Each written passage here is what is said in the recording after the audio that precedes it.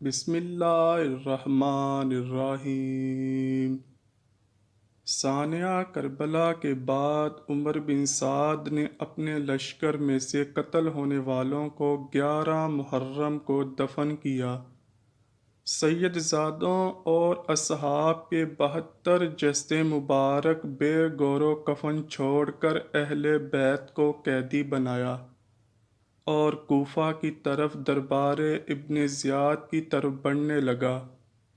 نواس رسول صلی اللہ علیہ وآلہ وسلم اہل بیت اور اصحاب کے سر مبارک نیزوں پر ہیں۔ امام طبری راوی ہیں کہ ابن سعد نے خولی کے ہاتھ امام عالی مقام کا سر اقدس ابن زیاد کے دربار بھیجا۔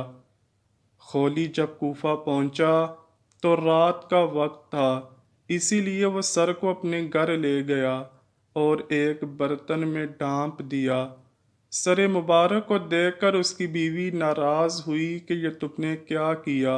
وہ بیان کرتی ہے کہ خدا کی قسم میں نے دیکھا کہ ایک نور برابر آسمان سے اس برتن تک ستون کی مانند چمک رہا تھا، اور میں نے سفید پرندے دیکھے جو برتن کے ارد گرد منڈلا رہے تھے۔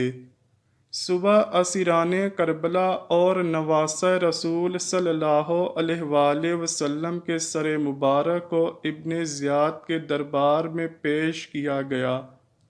عبید اللہ ابن زیاد کی سیدہ حضرت زینب سے گفتگو اور آپ کے دیے جانے والے جوابات بھی تاریخی کتابوں میں سنہری حروف سے لکھے ہیں اور نہایت پرسوز ہیں۔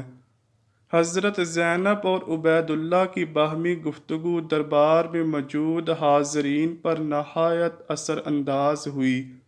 کوفے میں ہونے والے دلخراش واقعات میں سے ایک واقعہ یہ ہے کہ عبید اللہ کے پاس جب حضرت امام حسین رضی اللہ تعالی عنہ کا سر پیش ہوا تو اس نے اپنے ہاتھ میں موجود چھڑی کے ساتھ آپ کے ہونٹوں اور دانتوں کی بے حرمتی کی، تو دربار میں موجود صحابی رسول خدا زید بن ارقم رضی اللہ تعالی عنہ یہ گستاخی دیکھ کر رونے لگے اور کہنے لگے، اس چھڑی کو ان ہونٹوں سے اٹھا لو۔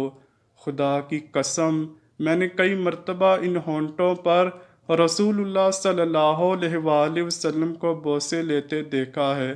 ابن زیاد یہ سن کر چلا اٹھا، خدا تجھے رلائے، کس چیز پر آنسو بہاتے ہو؟ فتح پر آنسو بہاتے ہو؟ بخدا اگر میں یہ نہ جانتا ہوتا تمہاری عقل زائل ہو چکی ہے تو میں تمہاری گردن اڑا دیتا۔ حضرت زید بن ارقم رضی اللہ تعالی عنہ نے جب یہ سنا تو دربار سے نکل گئے۔ اس کے بعد عبید اللہ ابن زیاد نے کربلا کے قافلے کو شہداء کے سروں کے ساتھ شمر و طارق بن محفر کی قیادت میں یزید کے محل کی طرف شام روانہ کیا۔ تاریخ گواہ ہے کہ شام میں جب قافلہ پہنچا تو وہاں جشن کا سماں تھا۔ زہر بن قیس نے نمائندگی کرتے ہوئے واقعہ کربلا کی ساری تفصیل یزید کو سنائی۔ ایک سونے کے تشت میں حضرت امام حسین رضی اللہ تعالی عنہ کے سر مبارک کو یزید کے سامنے پیش کیا گیا۔ یزید نے جب نواس رسول کے سر مبارک کی توہین کی تو وہاں موجود حاضرین نے اعتراض کیا، جس میں قابل ذکر یحییٰ بن حکم اور صحابی رسول حضرت ابو برزہ اسلمی تھے، جن کو یزید نے اپنے محل سے نکال دیا۔ اس کے بعد دختر سیدہ کائنات حضرت زینب نے ایک تاریخ ساز خطبہ یزید کے دربار میں دیا، جس سے وہاں موجود لوگوں کے دل لرز اٹھے۔ یزید جب پشیمان ہوا تو اس نے قافلے کو آزاد کرتے ہوئے مدینے بھیجا۔ مدینے کے لوگوں کو واقعہ کربلا کی خبر مل چکی تھی۔ جیسے ہی قافلہ مدینے پہنچا تو وہاں قیامت برپا ہو گئی۔ حضرت امام زین العابدین کی نظر روضہ رسول صلی اللہ علیہ وآلہ وسلم پر پڑی تو آپ بس اتنا کہہ سکے، یا رسول اللہ صلی اللہ علیہ وآلہ وسلم، اپنے نواسے کا سلام قبول فرمائیں۔ بس اس کے بعد مدینے میں ایک نہ تھمنے والا آنسوؤں کا سیلاب آیا۔ اب آپ کو بتاتے ہیں کہ شیر خدا کے شیر حضرت امام حسین رضی اللہ تعالیٰ عنہ کا سر مبارک کس نے اور کب دفن کیا۔ اس بارے میں 5 روایات ملتی ہیں۔ سب سے پہلی روایت حضرت علامہ قرطبی اور شاہ محدث دہلوی سے ہے کہ یزید نے اسیران کربلا اور سر انور کو مدینے بھیجا، جہاں پر حضرت امام زین العابدین رضی اللہ تعالی عنہ نے سر مبارک کو حضرت امام حسن رضی اللہ تعالی عنہ یا حضرت فاطمہ سلام اللہ علیہا کے پہلو میں دفن کر دیا۔ دوسری روایت میں ابو ریحان البیرونی کہتے ہیں کہ اسیران کربلا نے 40 روز کے بعد کربلا واپس آ کر سر مبارک کو بھی جسد مبارک کے ساتھ ملا کر دفن کر دیا تھا۔ تیسری روایت یہ ہے کہ یزید کے حکم پر سر امام حسین رضی اللہ تعالی عنہ کو ہر شہر میں لے جایا گیا۔ اسکلان پہنچا تو وہاں کے امیر نے اسے دفن کر دیا۔